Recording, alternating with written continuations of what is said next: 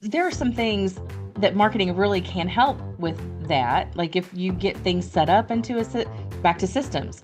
If your Yeah. marketing also has a system and you're using some automations to be able to schedule your posts or whatever, some of that can be taken off and it will help generate inquiries, right? Right. Generate something, some movement. Yes. But why do some businesses that, like, let's say something clicks and they get a lot of inquiries, but very few clients? That's the one I chuckle at because it's because they don't have a sales process, right?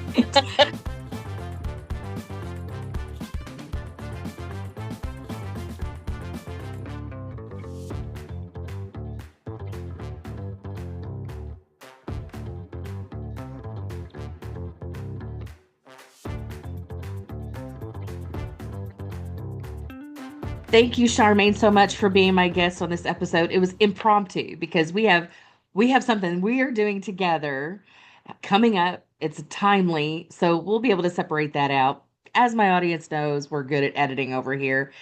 But I also wanted my audience to know about you because I've seen you grow. I've seen you grow Look at and that. cultivate a whole new world for yourself from the sidelines. Like you and I've known each other for years, but this is Yeah. the first time that we've gotten to like partner up with something. So I'm really excited about that. But why don't you give me that synopsis of the origin story? And like, where'd you start and how'd you get here? Yeah, absolutely, Christy. I'm so happy to do this with you and be able to help you with making sure that your podcast gets launched today too. So that's great. We're double doing. We're double doing. We're good. It's great. Okay, so me. So I have been in sales for 25 years. I jokingly say that when I came out of college, I didn't choose this life. This life chose me. I was with a Fortune 500 company, and I thought I was going to go into finance with them. And they said, nope, you're good at sales. If you convinced us that you can do the finance part, you certainly can do the sales part. So I went into sales right out of college. And, my career progressed through those years with a lot of leadership positions. And the one thing I found myself really, truly enjoying and every sales leadership position I had was the coaching and the training pieces. When I could teach the process and watch someone thrive in their career because of something that I helped them with, and then help coach them to the level that they were never thinking they could get to in sales, it just made my heart warm every single time. So after some time, I started forming this business plan of what I would want to do if I left corporate. And last year it came into fruition. So that's when I launched the Cultivated Growth Network. And the purpose of the Cultivated Growth Network and what I do is making sure that everyone in every business has the tools to have a strategic sales process. So the strategy piece is how do you develop your sales process based off of your product? And the process itself is what do we do from the time that we create the strategy to the time that we are closing the customer and beyond. I took all the great elements out of the sales trainings that I've had along the way, and I added the things that I thought were missing, and I created SEEDS, S-E-E-D-S, and that's the framework I use to teach the sales process, and it stands for strategy, engage, explore, deliver, and sustain. That's what I teach everyone through a sales process. And most importantly, training is one aspect, which we love. The part that makes it better is the coaching piece of it behind it, where I really get to spend the time with individuals, leaders, and sales representatives alike, and help them not only take what the knowledge that they've gained through my training, but implement it in the best way they can to become the best salesperson they can or the best sales leader that they can. The other piece of the puzzle, which is super fun, is when I can do this with the whole company and start from helping them build the strategy, write the SOPs, figure out how to uh, form their sales team in the manner that's going to make the most sense for their brands. And then taking everyone through that training and coaching until they get to the point where they are delivering the goals that they want. That's what makes my job super fun. So that's what I'm doing these So days. you just said that you enjoy helping with SOPs. I kind of got tickled inside. Yeah, It's no not one everybody's said that. favorite thing to do. I'll tell you why. When I started my career, I was also Six Sigma certified, and I really fell in love with the process of improvement.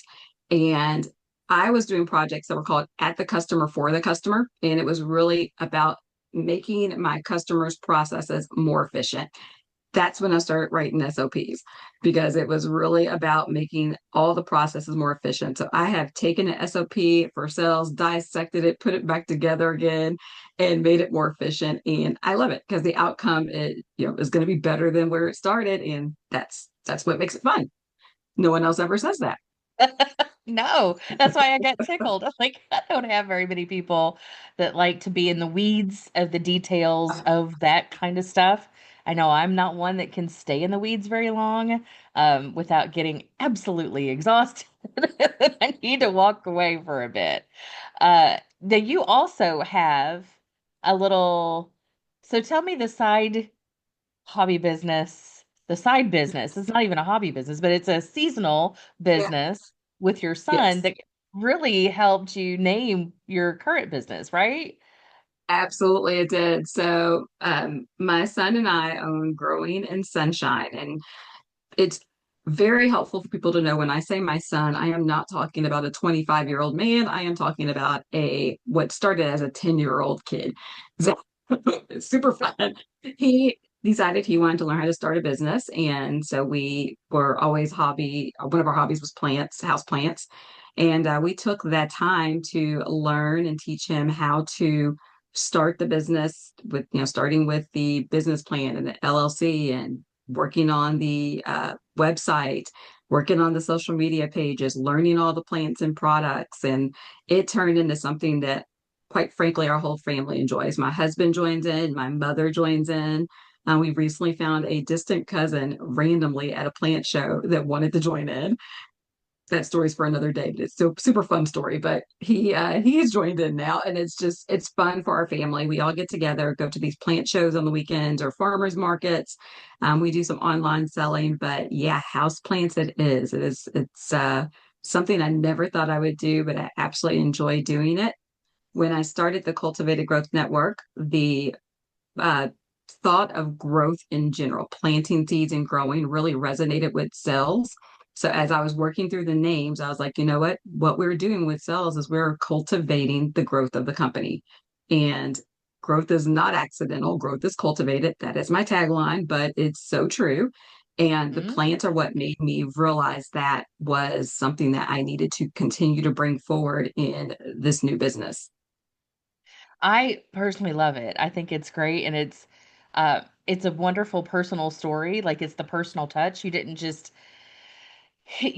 latch on to some cheesy thing. It actually means something, right? Does. It does. And the And network piece of it is the network piece was intentional as well. It's things that just like what you and I are doing.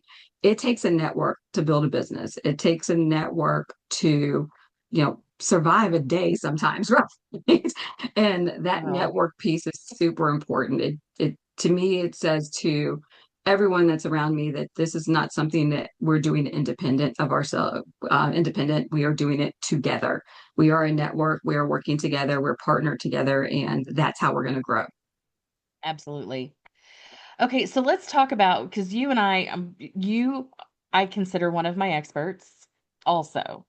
So thank you for sharing more about your business, but let's move into like what's coming up for the two of us, because I know this is going to be Mhm. very beneficial. That even if somebody can't make it to next Thursday, so this is timely, Right. Louisville local, you and I are teaming up for an intensive Yes. 1 day workshop.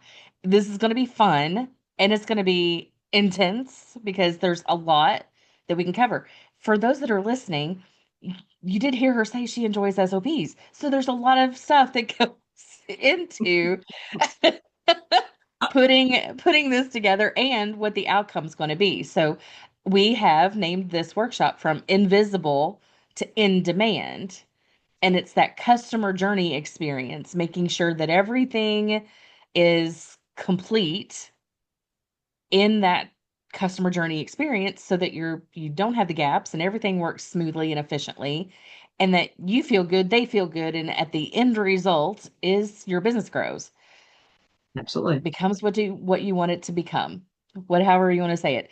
But bottom line is you and I are teaming up to help others, small business Yeah, owners, find those gaps and new ways to do new things to have new results. absolutely. Absolutely. So I'm curious because I know that your corporate background. So Mhm. you and I actually have some questions so that we have a little structure here, everybody. Buckle up because here we go. So my first question, you have Yes. led sales teams that generated millions in revenue, which Yes. awesome. I was on the marketing side of millions of revenue, right? So Yes. you could bring it in. I know what to do with that. What surprises you the most? What surprises you, Charmaine, the most about how small business owners approach sales? Yeah. The one thing that I find the most interesting, Chrissy, is that people often don't separate marketing and sales. They think it's all the same. If I do all the social media, I will get sales. If I do all the branding, I will get sales. And that's possible, but it's not going to maximize their sales. And it's definitely not going to help them grow if they don't understand that sales and marketing are two separate entities, but they work very closely together, which is why I love what we're doing here because it really shows everyone what the difference is, but how connected they really are. So, not having a sales process is something that every time I walk into a small business that doesn't really truly have a sales process, it surprises me because I am expecting that they have a well organized machine that knows, when the lead comes in, what to do with it. And often the lead comes in, they don't know what to do with it. They don't get any business, and they blame it actually on their marketing, which is not really where Yes. the problem is Yes. because Marketing you don't always have a gets sales blamed. process. Right. Absolutely. Sales blames marketing, marketing blames sales. I've lived it my whole life, but I there is such a synergy between the two that can happen and really build a business and make it super strong. Absolutely. When I work with my strategic planning groups, when Mhm. I facilitate that, that is a conversation that we have a lot. Like, how is that working together? Because marketing should support the objectives and goals of the strategic plan, which includes sales goals. So, Absolutely. how are we incorporating that in the marketing side of things to plan best to support those goals? I Yeah. when you were talking earlier, I was like the SOP for sales. Again, I keep coming back to it because I don't have one. I do not have a written SOP for sales process. Uh-oh. We're gonna work on that. So just total transparency. And again, if you've been a listener for a while, you know I will absolutely admit my gaps and faults. And this is why So, we're doing another reason why we're doing this next week yeah. because uh, I know how much I need things on the sales side, and I know I help so many people, small businesses, find the gaps on the marketing side. When it comes to sales, I'm like, we need to bring somebody in that can walk you through this specific thing. Yeah. Oh, still chuckling about that. Yeah, About the SOP. I know. You know me. I'm different. I love it. I love because it's so necessary. Because here's the thing, also, when we have structure in place, we can then scale. Yeah. I Yeah. can't scale if there's no structure for somebody to follow. Absolutely. Absolutely. Absolutely. So, I mean, from your perspective, why do you feel like so many businesses, they have great services, they have great products, but they just don't stand out? A couple of things, because I know I've experienced this myself. Mhm. One, positioning is not clear, Mhm. and two, consistency isn't there. Yeah. So if I don't know how to position myself for people to recognize me when they see it, Mhm. then I'm missing the mark. But then if I'm Yeah. not consistent, they don't see me enough to associate me with the positioning. So it's kind of the dual purpose there is right positioning and staying consistent. Hmm. That's Yeah. the biggest struggle. I could totally see that because even for me as a solopreneur right now, right? I don't have a staff.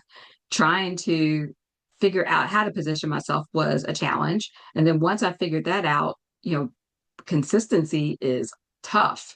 I have to prospect, I have to get new clients. And while I'm doing that, who's working on the marketing side of my business, right? Exactly. I- I'm not, I can't be in two places at one time as much as I'd love to clone myself and do that. But, that's what happens all the time. And I totally can see how that's a challenge. So there are some things that marketing really can help with that. Like if you get things set up into back to systems. If your Yeah. marketing also has a system and you're using some automations to be able to schedule your posts or whatever, some of that can be taken off and it will help generate inquiries, right? Right. Generate something, some movement. Yes. But why do some businesses that, like, let's say something clicks and they get a lot of inquiries, but very few clients? That's the one I chuckle at because it's because they don't have a sales process, right? The leads come Back in to and they make the phone calls. I love it when they make one and that's it, or they just text or email back. That's even more fun. But they don't have a process or a system to move forward with the lead. So marketing has done its job. Marketing got the inquiry to them. But if they don't know what to do, when the inquiry gets in their hands, they never close at least as many leads as they can. They may close a few, and the few they close are the low hanging fruit. Those are the ones that are easy. Those are the ones that are probably going to buy anyways. Those are great. But there is a whole nother world out there of inquiries that they have in their hands that all they have to do is form the process of how to get them from the inquiry to the close. And it is a process all the way through and also what to do when that inquiry doesn't close. Because a lot of people say, oh gosh, I called them 3 times and they never called me back. It's over. Nope, it's only just begun. People are busy, people have things to do. It doesn't mean it's a no until they say it's a no. It's only a wait until I can get you on the phone or wait until I can get you to respond back to me. But you have to continue to make those connections in order to get that. And people don't follow through all the way. But that's why they don't have the process or the system to get them from that inquiry to the close and beyond. it does a lot of things that we do comes down to having a consistent system. Yes. And it can get out of hand when we are like, oh, let me try this new thing or let me do this thing or whatever. Stick with the system that works. The worst thing that people can do in business is wing it. Wing it doesn't work. It only works for like a wing. Where's the spaghetti? There's an empty wall. Let's- Like, let's see what happens there. But people do it all the time. I watch them do it with marketing. One of the thoughts I had for you is like, why do people what causes them to overcomplicate marketing? They make marketing sound like it's so hard. So they just throw it all out there, or they look at the best and brightest and hope something happens. Why is that? Number one thing is shiny object syndrome. Ah, There's so many things that you can do with marketing. There's a blue million things, right? And how do you pick the right thing to be consistent with?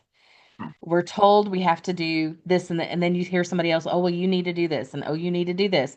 And at some point you need to shut everybody out and find what works best for your customer to hear you. Because the flip side of that coin is that all you want to do is share your sale. mhm.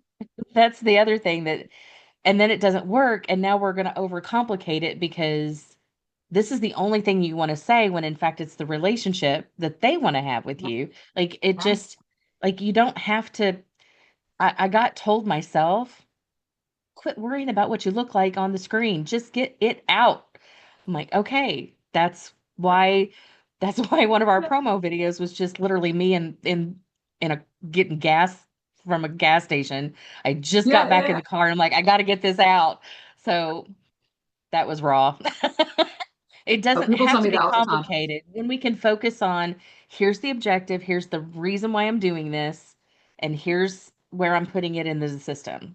Now, ideally, you plan ahead. That helps to Yeah, not overcomplicate it also. right. But those are some things that, and we're humans, we like to overcomplicate everything. You hit on something that really struck, a chord with me because I say it in sales all the time too, is authenticity. Be authentically who you are. And when we are trying to mimic someone else, it really overcomplicates things because we're uncomfortable immediately. Um, in sales, people always want to like they say, I wish I could hit record and say what you just said as an example. Like, no, you won't sound the same way I say it. You can understand the formula in which I deliver that answer or that question, and then you can create it again in your own words. But if you try to do what I do, it's not going to feel great. I have totally taken scripting out of my process. It used to drive me insane that I had to say some words just like someone else had to say it. And I know that a lot of people have failed in their sales careers, not because they couldn't do it, but because they were trying to mimic someone else. So, authenticity is so important for both marketing and sales. We look like the way we look, we sound the way we sound, and we jump on the screen and we just go for it. That's who we are. And honestly, that's going to be the winning piece moving forward because AI has upended everything. Yes. So Yes. we have to learn how to discern what's real, what's not, and the more authentic we can be in our marketing, in our sales process, human to human, the more people are going to be craving that Right. and will gravitate and be attracted to that just in its base form. Absolutely. Okay, so I've heard so many different things out there, and what comes to mind is one of my previous guests, Dave Yeah. Charist with Constant Contact. And I asked Mhm. him because I see it, email is dead. And now I keep hearing like online courses is dead. Like the thing is something is dead. And I'm like, well, now Oh, what? Like, okay. okay, so let's debunk a myth here. What is at least one sales myth you really wish entrepreneurs would just stop believing? Oh my gosh. Okay, you kind of hit it. The phone is dead. They think they can email and text everything. That is not human to human contact. We still have my phone's right here. It rings. I answer it when it rings. The only way to be personal is truly to have the communication face to face, on the phone. Video even helps it out, right? But if I hide behind emails and think that's going to get me my next sale, I'm wrong.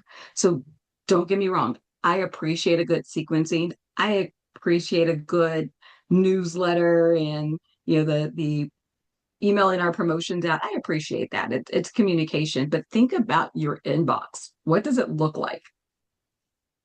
I miss things in my inbox all the time. And sometimes I want to catch the things in my inbox.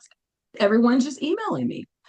But the moment someone picks up the phone and we can answer that question or have that conversation right away, things change. Things get scheduled, right? It's because it's human connection again. We are still humans. We still want that connection, and the phone is not dead. Pick up the phone, dial the number, call the person, leave a voicemail, and guess what? You can even do it again. You can call a second time if you had to.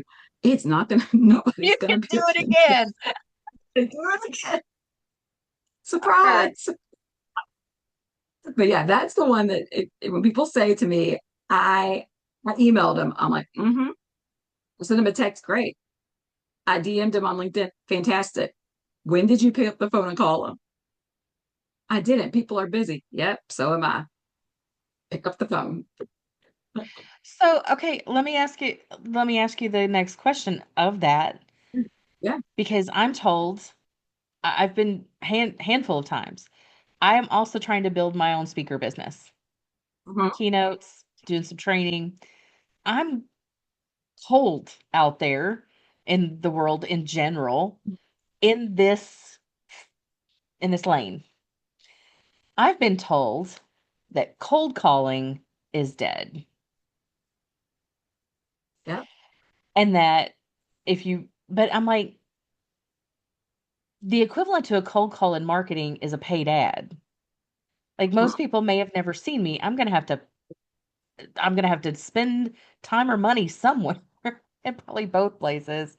But what's your thoughts on cold calls being dead? Cold calling, cold calling without research, without a strategy, without a plan is dead because all you're doing is wasting someone's time. When you pick up the phone and you sound like the robot, that is cold calling, the one that we all fear. The person that picks up the phone and was like, "Hi, I was just calling you," right? Like that. No, that's dead.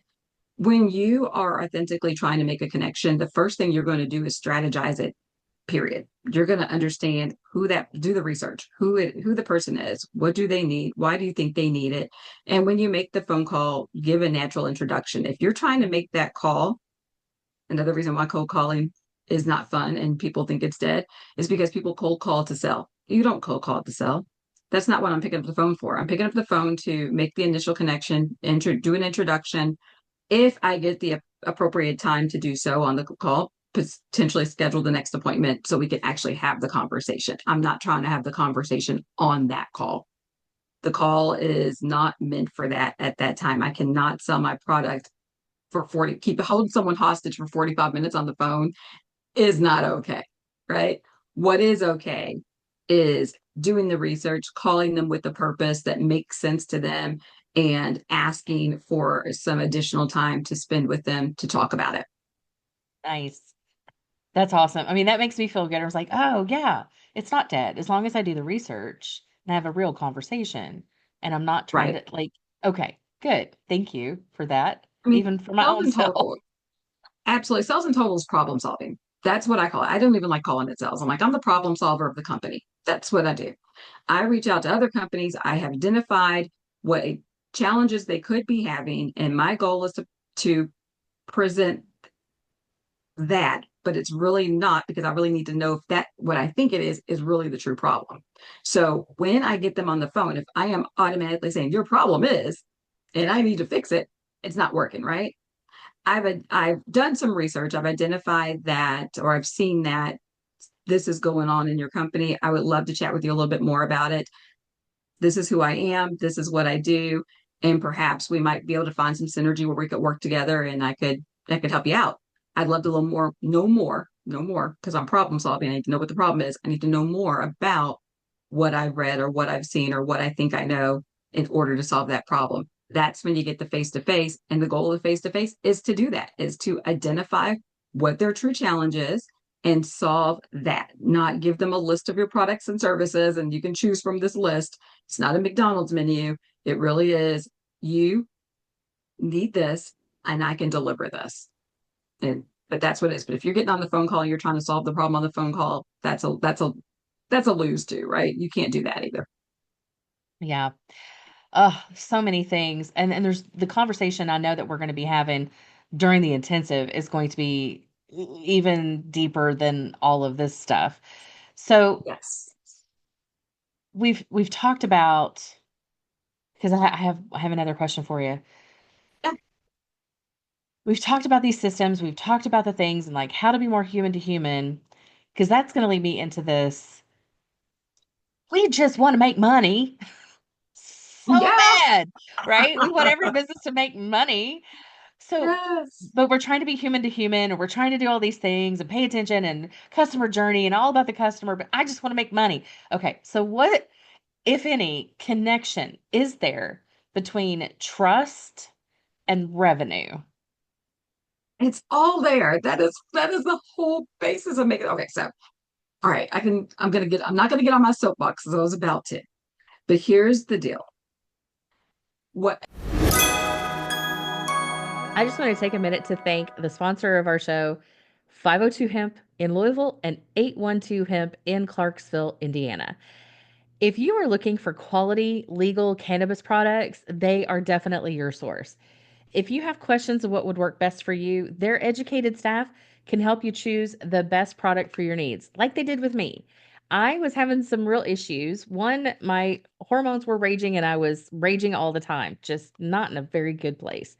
And when I went into the store and I expressed everything that was going on, they asked additional questions that helped them get me to a solution. And the solution meaning better sleep at night, my inflammation's lower. I have been able to just be a better quality of life with my whole mental attitude because these things work great. My preference is the Maria products.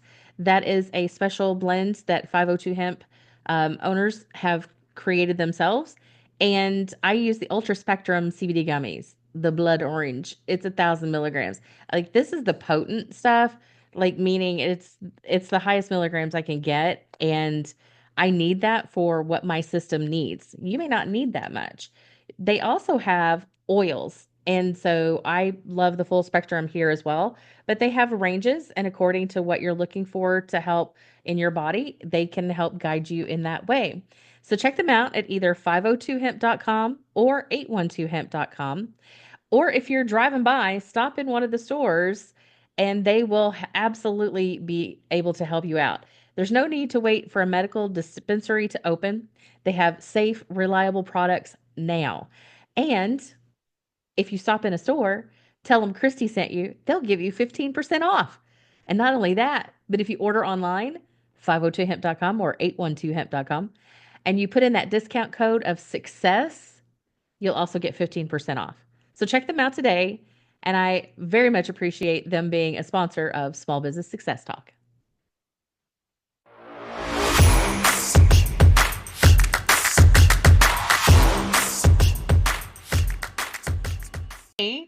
So, Yes. but we're trying to be human to human, and we're trying to do all these things and pay attention and customer journey and all about the customer, but I just want to make money. Okay, so what, if any, connection is there between trust and revenue? It's all there. That is the whole basis of making. Okay, so all right, I'm not gonna get on my soapbox as I was about to. But here's the deal. Whatever it is that you're selling, if you truly believe in it and you truly know that it is to serve a purpose for the person that it's intended for, and you believe that, your goal really should be to make sure that you are understanding everything that is about the person in front of you. It is about them, it's not about you, right? It is about what they need. When we when someone knows that we truly care enough to understand who they are and what they need, they trust us. When they know that we're not trying to deliver every single product we have to them because we're trying to make a buck, they trust us. We are trying to deliver the products to them that make sense, that can help them out, that can help their business thrive. But when I jump on that phone or get in front of that person or send that email, whatever the case may be, and all I think about is, I need to sell this because I need to make $1 today, the trust is broken immediately. You win some of them because they were going to buy anyways, but the ones that truly want a partnership and a connection, you lose them because they realize, they sense it immediately. The blood's in the water. They know it's all about you. That they know that you're just the shark trying to get a bite out of them, right? But when you are really trying to understand who they are and how you can assist them, and you do it authentically, again, authentic is a word that comes up with me a lot. When you do this in the most sincere manner, people trust you. They understand that you're there for them. If you're selling a product that you don't believe in and all you want to do is make the money, you're going to struggle selling that product sometimes, right? Some people will fake it along the way, and that's okay. If they can fake it well enough to make people believe it, I don't love that part, but at the same time, I've seen people do it, right? They know how to do that. But the challenge is really when you are thinking of yourself the entire time, people can sense that you're thinking about yourself the entire time, and all you're doing is trying to make the money. We have to make money. We're not, I mean, I jokingly say I would not be sitting here if I was independently wealthy. So, I mean, like, Yeah, no, same. like, I just wouldn't be here. I'd be doing other things. But at the same time, Yes, I know I have to make the money, but I know the money will come if I believe in the product that I'm selling and I believe in the people that are purchasing it from me. The money will come. It has happened every single time. I've never had a problem with it when I truly believed in what was happening in front of me. Love it. And you're so right. And we hear it from certain networking groups. The people like to do business with people they know, like, and trust. And yet trust, some people can do it automatically. Like, some people just have the vibe, you immediately trust them. But some people, you just Mhm. tend to need to nurture that Yes. over Yeah. time. So it's not easy. Some people have trust issues that it takes time for, like, somebody like this Right. person here on the microphone right now to, like, to trust others because they've been through a lot. Everybody's different. Everyone is truly different. I mean, and there's some people that you want to trust and they just haven't earned it yet because they did go right into the sell or they did something that kind of turned you off a little bit. Going back to cold calling for a second, picking up the phone and making that phone call again, if you go right into the sell, you've lost the trust already. If you try the goal of that cold call is to build a little trust. I've done the research. I think I understand what's going on. I'd like to hear more about it, right? I'm not trying to sell you anything right now. I might not even have anything to sell you. There is a close technique called the takeaway. We take it away because we know we can't help them out, right? It's okay. You have to be prepared for these things. But that trust piece is so easily broken when we are focused on this guy or focused on ourselves. It can sense it a mile away. It kind of brings me to a thought I had for you, Christy, is how can someone become the obvious choice in a market? Because the ones that are really seeking the dollar and the money, they want to keep pushing forward and they oftentimes break some trust because they're pushing too hard. But how do you become the obvious choice? You keep the trust. Like, Imagine that. Look at that. imagine that. I mean, to put it in different terms, it's to have integrity. From your Yes. positioning statement to your deliverable, there needs to be, you do what you say you're going to do, level of integrity. You Yes. are who you say you are. You're not mimicking somebody else. Who, like, I know personal experience, people are like, "Oh, you're so cute." I'm like, "I'm literally telling you I'm not a nice person." And you Yeah. say, "Oh, you're so cute." You just haven't really tested those waters. Right. But Let's they keep going. trust me. I'm like, I think to some degree they trust that Yeah. I do, like, I can turn mean. My mom, bless my mom. Just bless her, she's a saint. Yeah. But the thing is I know myself. I know what situations to be in, and other people have seen and experienced that with me. And so they trust that Christy is always going to be Christy. She's going to do Yeah. what she says she's going to do. It might take her a little longer than normal, but Yeah. I have integrity and who I am and what I'm going to do. And that goes a long way to being chosen, to being the choice to make. Mhm. And Yeah. I've had people, because of the integrity that I am, who I say I am, I chuckle because people have come to me with their business ideas and literally Mhm. have said, "I know that you're going to tell me the truth even if it hurts. I have an Yeah. idea and I need to Yeah. know what you." I was like, I don't know how to take that, but it's because they know I'm gonna look at them and say, "You don't need to be wearing that out in public," Yeah. kind of thing, in a nice enough way, but they get it. But that's part of it. Integrity from positioning to deliverable. You are who you say you are. You do what you say you're going to do. Yeah. That's an obvious Absolutely. choice. And on repeat, because Yes. in the marketplace, it's But got to be able to get out there. I always say I'm unapologetically who I am. That's who I am. Everyone's going to get the same Charmaine. You know several people who know me, and I would hope if you guys all got in a group together and you started talking about your Charmaine experience and who you are, you would come up with some common things to say. Whether they're all great or not, it's who I am.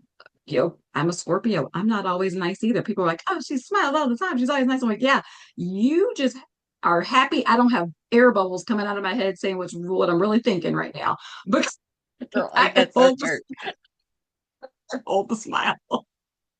But it's I mean, it's I can't be someone different every time I'm in front of someone else, right? I can't change who I am every single time. Yes, because of relationships, this is acceptable with one group and not acceptable with another. I'm not going to, tell the same jokes I might tell with my best friend that I do with some new networking partner, right? Like that's not going to happen. But at the same time, you're going to get the essence of who Charmaine really is every single time because I have the integrity throughout my entire life, throughout every facet of my life. I'm going to be that person, and I don't want to change who that is because I have built my personal brand outside of my business on these things, and I want to deliver that every single time. I had five different thoughts at once going through my head about that. Um, there's just so many different little stories that we could, I mean, that talking about integrity and instances where people can recognize you are being Yeah. authentic and in integrity. Oh, it was not everybody has the same level of access. I love that you said the word essence Mm-hmm. because not everybody has the same level of access to me. I That is, can yes, I can tell you yes. who I am and you're going to think I'm cute for saying it, but my mom knows from experience. Don't Oh, talk to me until I've had a cup of coffee in the morning. I have literally looked yes, at her and said, "Why do you have same. words right now? Why Yeah. are you staring at me in the bed?" Like, so there's certain Well, things. we should probably get our parents together because I'm pretty confident my mom and your mom might say the same things about us because I've said that more than a million times. Bless her. And I have a roommate now who's the same energy, and she's already been up and da, da, da, da, da, da, da, and I'm like, I am dragging ass in the morning until I have some coffee. And I've done networking events over the years, and people finally started to learn just, hey, Christy, the coffee's over there. Thank you so much. Like I've had a cup Yeah. because I know I'm gonna see somebody. Like there's certain things I do. Anyway, that's a whole different podcast. Oh, it is. The smiling grunt is what I call it. I'm like,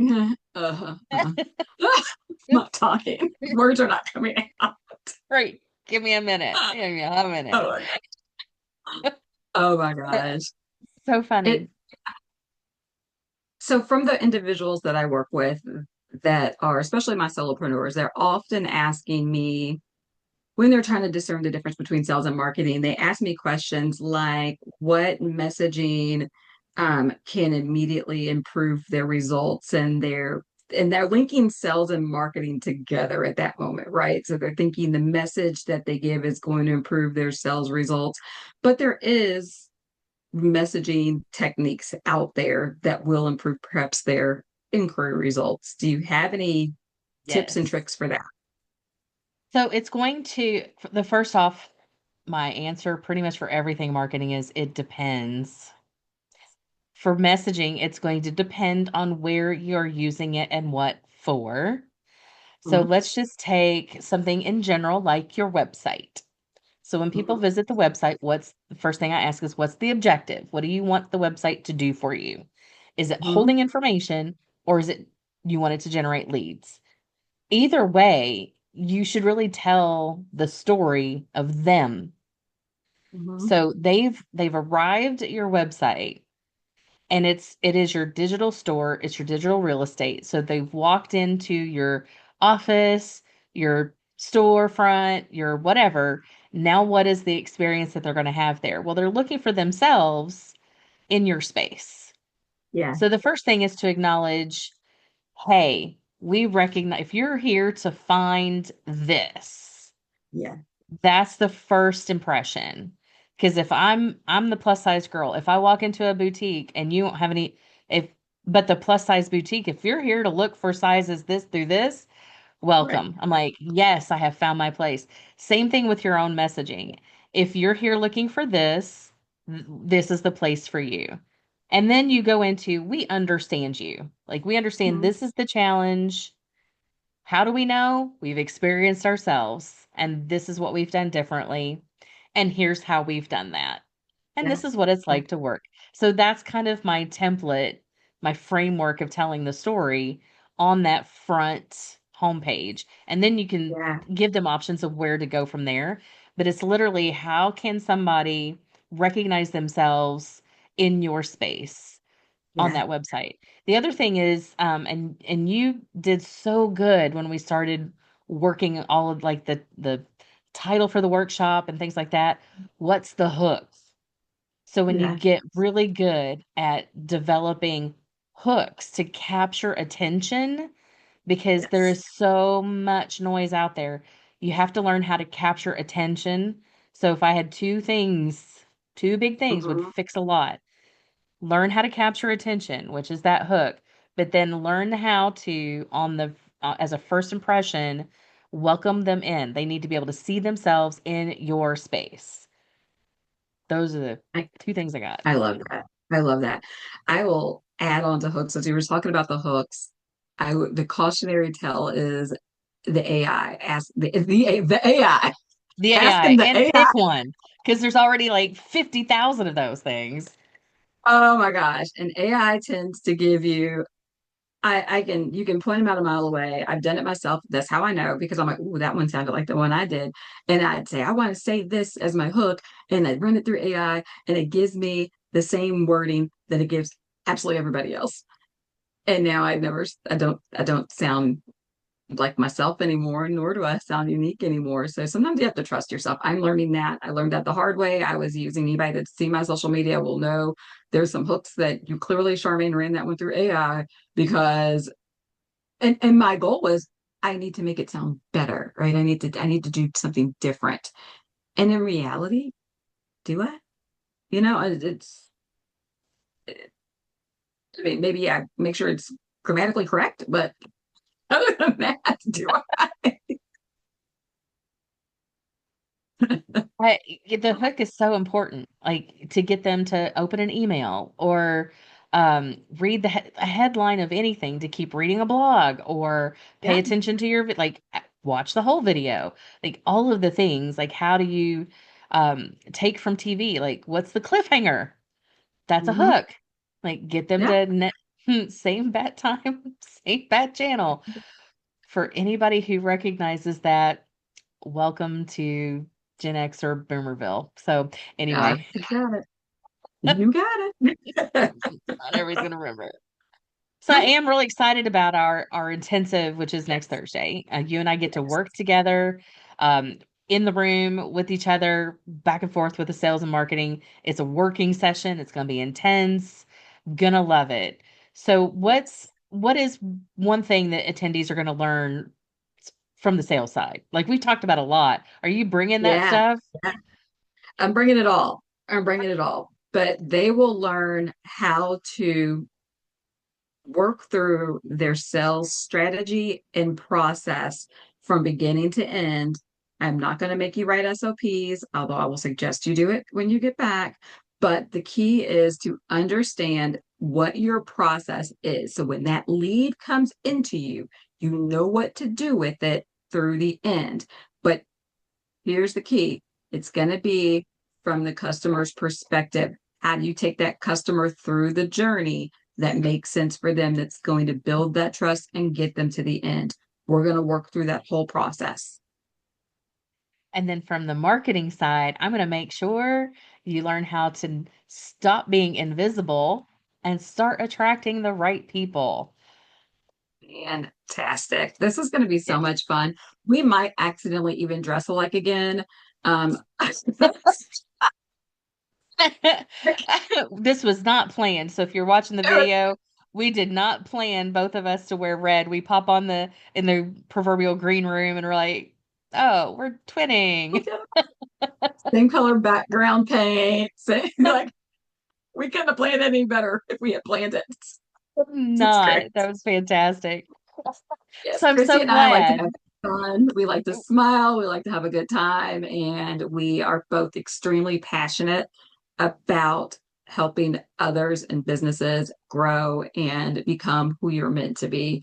And that's what we really want to do next Thursday is, the two revenue generating pieces of the business, right? This is where the money comes in. We want to help people get better at it and let them understand what their customer journey is. Absolutely. So, as we move into closing time for the podcast itself, there's always a question I ask every guest. What does success look like for you, Charmaine? Oh, good grief. That was a tough one. I don't know. I'm not trying to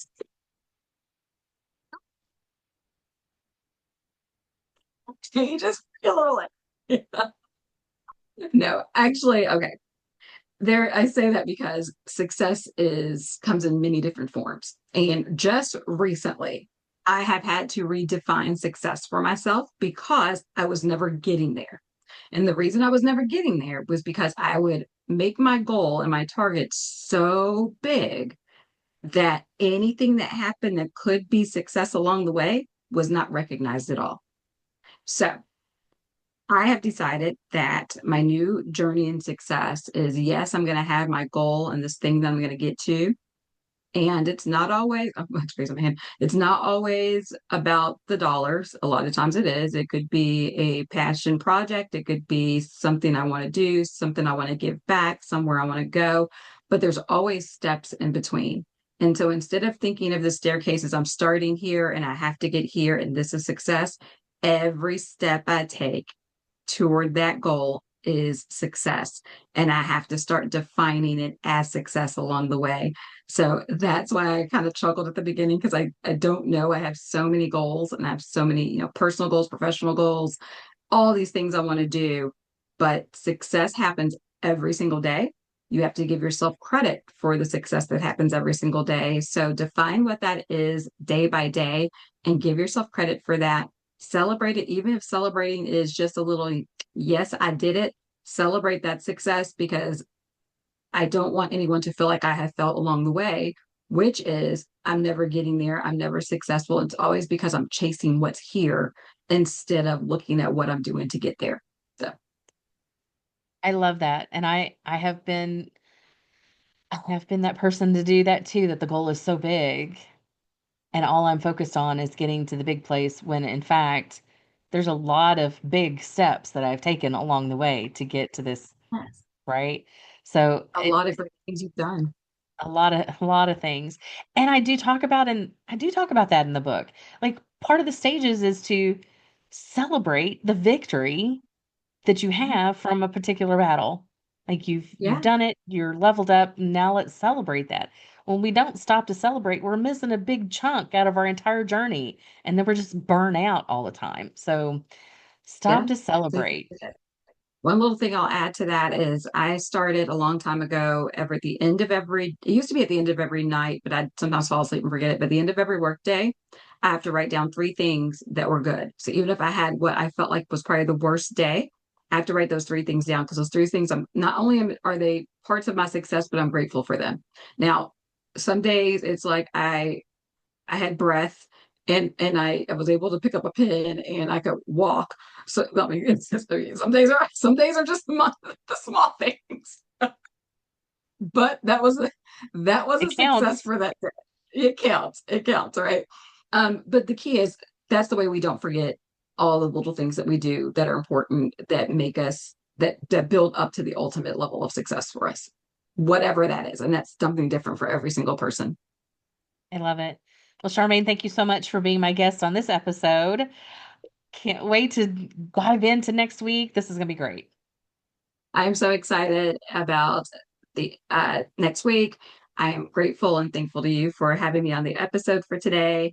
And I would be remiss if I said, you have to come next Thursday because growth is not accidental, it's cultivated.